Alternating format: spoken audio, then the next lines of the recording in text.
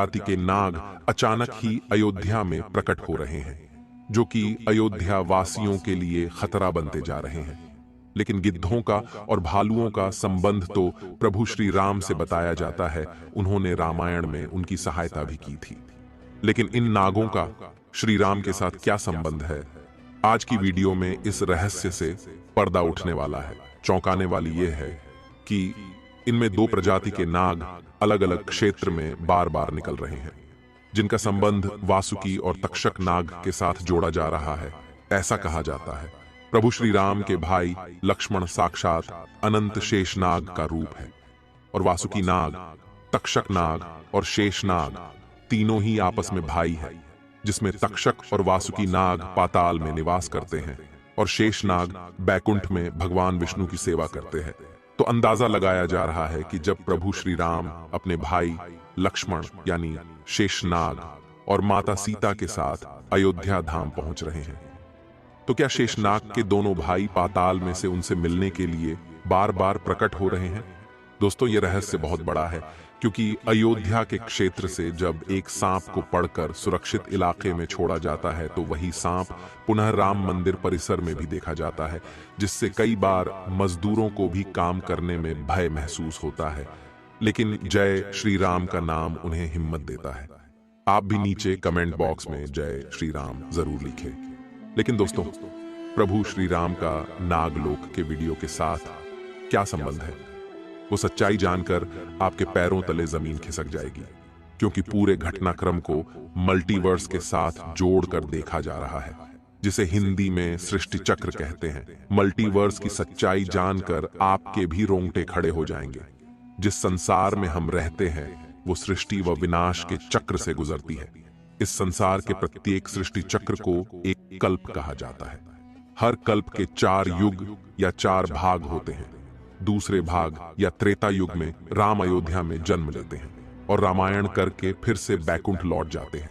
यानी कि अगर आप इस पृथ्वी पर अपना जीवन यापन कर रहे हैं, आप जो घटनाक्रम कर रहे हैं, वही बराबर घटनाएं किसी और यूनिवर्स या कल्प में आपके ही रूप के साथ पुनः होने वाली है या फिर हो चुकी है।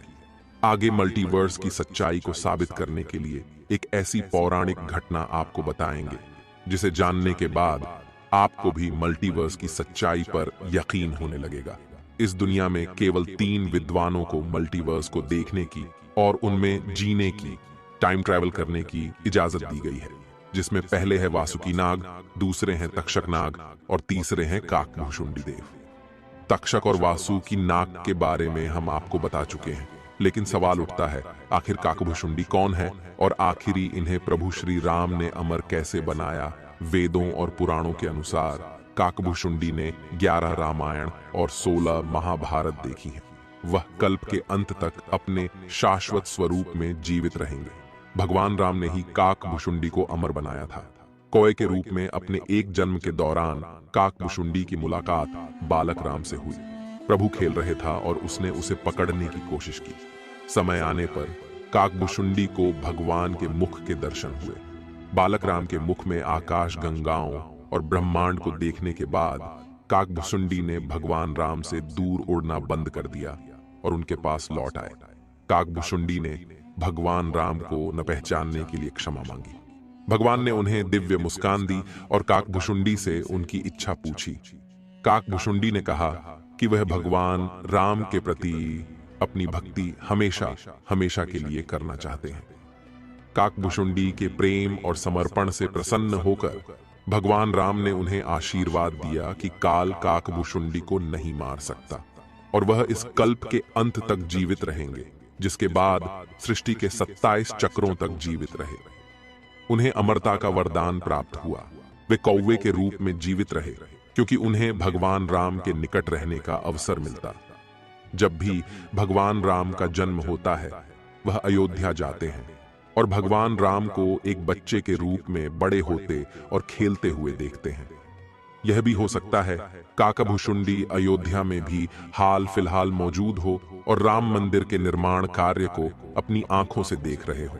यानी कि यह तीनों विद्वान अपनी मर्जी से किसी विकल्प यानी यूनिवर्स में जा सकते हैं, टाइम ट्रेवल कर सकते हैं और अयोध्या में अचानक से नागों का पाया जाना वो भी राम मंदिर प्राण प्रतिष्ठा से पहले, तो इनका संबंध भी वासुकी और तक्षक नाग से लगाना गलत नहीं होगा। इन नागों के दर्शन मात्र से भक्तों का उद्धार हो जाता है। लेकिन कई लोग होंगे जो अभी भी मल्टीवर्स यानी सृष्टि चक्र को मानने को तैयार नहीं होंगे।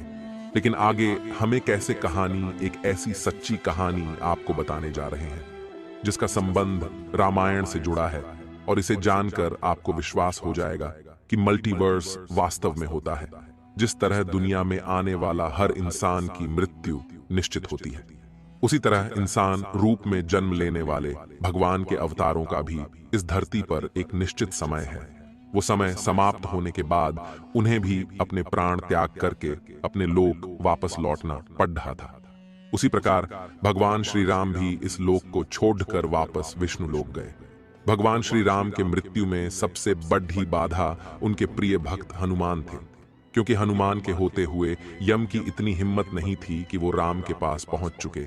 लेकिन स्वयं श्री राम से इसका जो हल निकाला वो मल्टीवर्स यानी सृष्टि चक्र के साथ जुड़ा हुआ है। एक दिन राम जान गए कि उनकी मृत्यु का समय हो गया था। वह जानते थे कि जो जन्म लेता है उसे मरना पड़ता है।